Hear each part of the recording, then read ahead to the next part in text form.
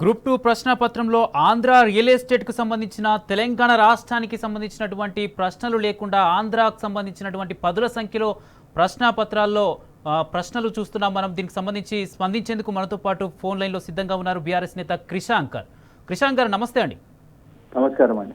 క్రిషాంక్ గారు ఎలా చూస్తారు? కేసీఆర్ ఆనవాళ్ళు లేకుండా చేస్తారని కంకణం కట్టుకున్నటువంటి రేవంత్ రెడ్డి కుట్రలో భాగంగానే దీన్ని చూడాలా, లేకపోతే దీన్ని ఏ విధంగా అర్థం చేసుకోవాలి? తెలంగాణ సమాజం ఏమంటుంది, మీరు ఏమంటారు?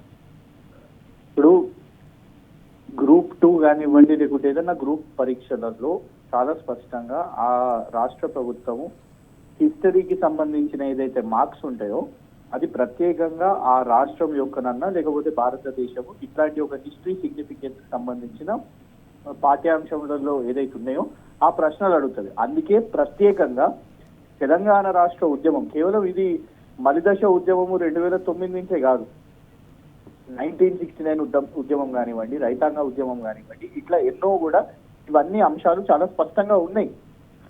చరిత్రలో ఉన్న ఏదైతే ఉద్యమాల నుంచి మనం నేర్చుకునే అన్ని కూడా మనం తెలంగాణ రాష్ట్రాన్ని ఏర్పాటు చేసుకున్నాం.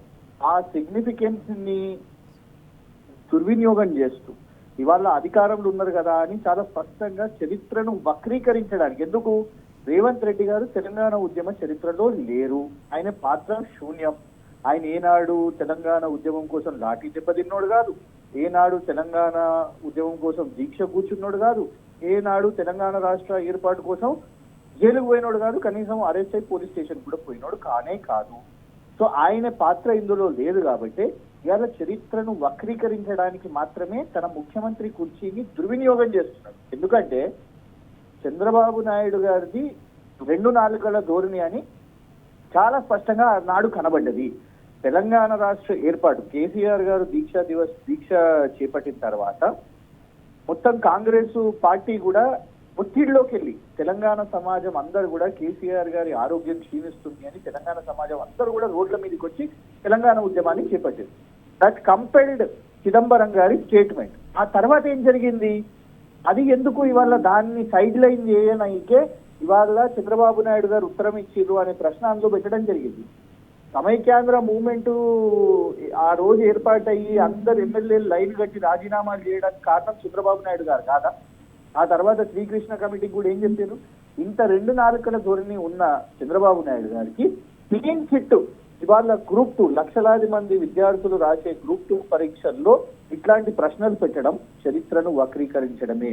ఇందుకు ఇంకొకటి ఏంటిదంటే మాకు ఒక కుట్ర అనుమానం ఏం కనబడుతున్నది అని అంటే, ఈ టీజీపీఎస్సీలో మొన్న Telangana state public service commission లో మెంబర్ గా ఎర్రబడి రామ్మోహన్ రావు అనే వ్యక్తి, కృష్ణా జిల్లాకు చెందిన వ్యక్తి, ఎవరైతే భీమవరం రేవంత్ రెడ్డి గారి వియంకుడు గొలుగూరి వెంకటరెడ్డి సిఫార్సుతో ఎవరినైతే అందులో సభ్యునిగా పెట్టినరో వాళ్ళు ఉన్నందుకే ఇలాంటి తెలుగుదేశం పార్టీకి కానివ్వండి, అటు మనం కేవలం ఆంధ్ర కాంట్రాక్టర్లు అనొద్దు, సమైక్యాంధ్రవాది కాంట్రాక్టర్లు వీళ్ళందరూ, అందులో ఉన్న పేర్లు ఏదైతే లగడపాటి రాజగోపాల్ కానివ్వండి, కావూరి కానివ్వండి, రాయపాటి సాంబశివరావు కానివ్వండి, సుబ్బిరామిరెడ్డి కానివ్వండి, వీళ్ళందరూ సమైక్యాంధ్రవాదులు.